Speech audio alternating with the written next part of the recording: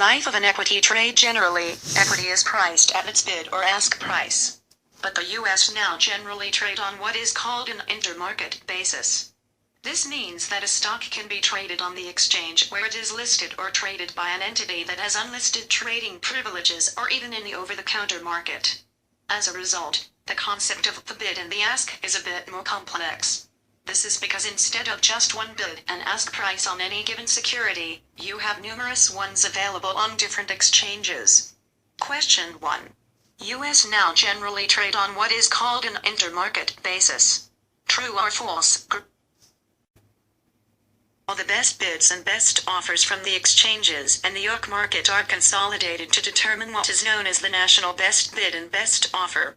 To ensure this info is readily available, bid and offer data is sent by the markets to the appropriate securities information processor. The SIP is responsible for consolidating and processing market data and then distributing it to various media vendors for public dissemination. This is done in real time, with information being passed along to the public almost immediately. Question 2. The SIP is responsible for market making. True or false? Be executed by the firm in two ways, on a principal or an agency basis. In a principal transaction, the firm buys securities from or sells securities to the customer from its own inventory. With this, the firm takes possession of the securities and assumes ownership risk. Broker-dealers who trade as a principal are generally compensated in one of two ways or both. Question 3. Retail orders can be executed by the firm in two ways, on a principal or an agency basis. True or false?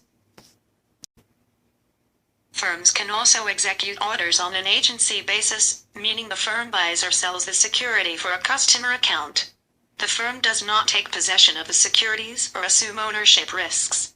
In this case, the broker is typically paid by commission. This can be based on the number of shares bought or sold, their price, or the total purchase price.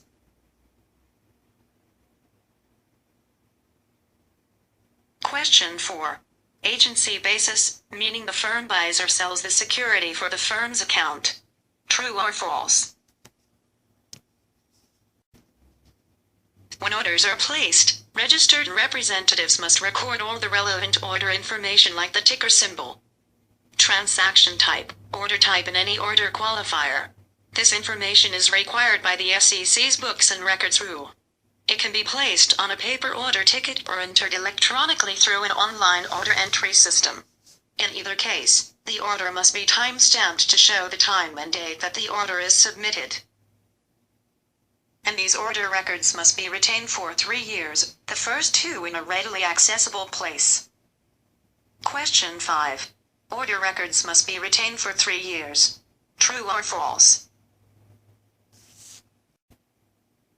Where the order is ultimately executed will depend on a variety of things like which market has the best price, as well as the most historical liquidity, or which one has the fastest trade execution platform.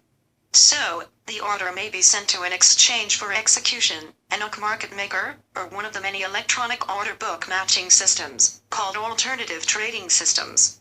And the firm may also execute it internally on a principal basis or cross it with another customer order. Question 6. Alternative trading systems is one of the many electronic order book matching systems. True or false? The trade information is also reported to the Depository Trust and Clearing Corporation. DTCC is responsible for providing centralized clearing, processing, and settlement for the securities industry. Where a trade is between two firms, the information is sent to DTCC so it will know to debit one firm's account and credit the other to reflect the change in ownership of the security. Question 7. DTCC is responsible for providing centralized clearing, processing, and settlement for the securities industry. True or false? Once an order is executed and reported, the firm must send a confirmation to the customer. Regulations require that these are provided within 1 business day after the trade date. It is important to note that settlement of the trade generally occurs 3 days after the trade date. This is when the customer will actually see their account credited or debited with the relevant securities bought or sold. Question 8. Settlement of the trade generally occurs 6 days after the trade date. True or false?